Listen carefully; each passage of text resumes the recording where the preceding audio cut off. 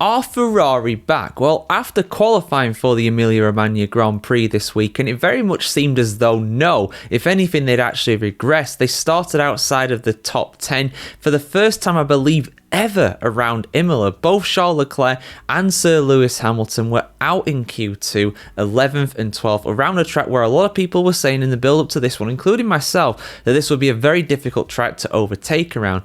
Now, of course, there were a few things that happened after that. Ferrari definitely recovered from that point. They looked incredible during the race, and Hamilton was so close to getting a podium finish. He was chasing, he was hounding Oscar Piastri in those closing laps, just 1.4 seconds off of P3 despite starting outside of the top 10. Charles Leclerc, he got a little bit unfortunate with the safety cars and the VSCs. It left him a bit of a sitting duck in the latter stages on not the best tyres, but still managed to get P6.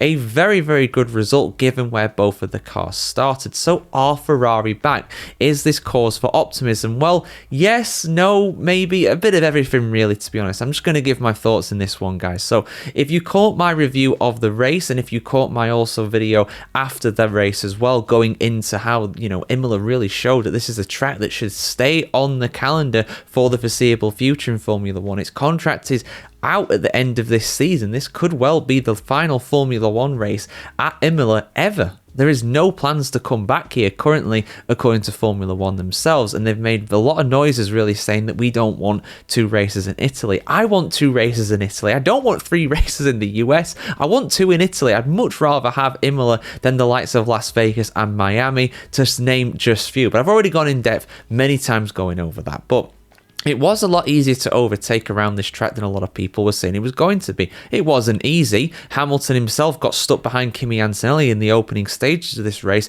and really struggled to get ahead. In fact, Hamilton was actually one of just 2 drivers, I believe, him and Antonelli, who started on the hard compound of tyres. Certainly only the 2 at the front of the grid, anywhere around the top 10 anyway, and that allowed him to run longer. Because of that, he didn't have to stop as early as what Charles Leclerc did. Now, it actually looked as though Charles Leclerc was going to finish ahead of Hamilton in this one, but like I said, the VSCs and the safety car changed all of that. That altered the complexion of the end of the race. Now, it is promising in terms of obviously the pace of the car during the race. It looked very impressive. It looked like probably the 3rd fastest car on the grid. It was faster than the Mercedes. It was faster than the Williams, certainly, throughout the most part of this race, despite starting so far down the grid.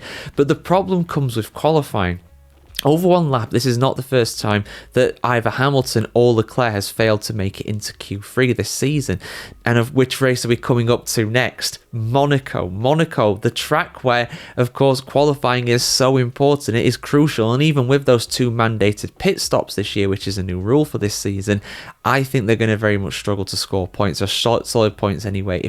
Especially if they qualify outside of the top 10 like they did at Imola, that'll condemn them really to probably a 8th, 9th place finish at best at that point. So it is promising in terms of their race pace, and that will suit them very well around the tracks that are coming up, with the exception of Monaco. We've got Spain, we've got Canada, we've got Silverstone.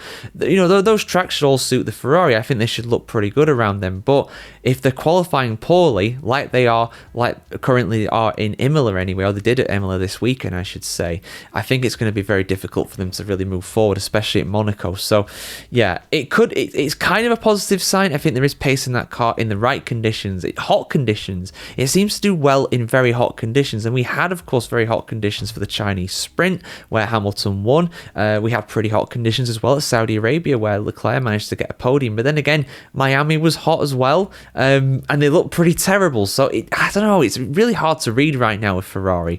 Overall, I'd say they've probably got the 4th fastest car, but some tracks they look like they can beat the Mercedes, some tracks they look like they're slower than the Williams. So it's a very temperamental car, very hard to predict. But what are your guys' thoughts? Do you think this is the start of the Ferrari revival? This is back to getting challenging for podiums again? Or is this very much a flash in the pan? Your thoughts in the comments below as always, guys. And we'll see you soon for some more content on the world of Formula 1 just like this. Have a fantastic day wherever you are in the world today, guys. And we'll see you very soon.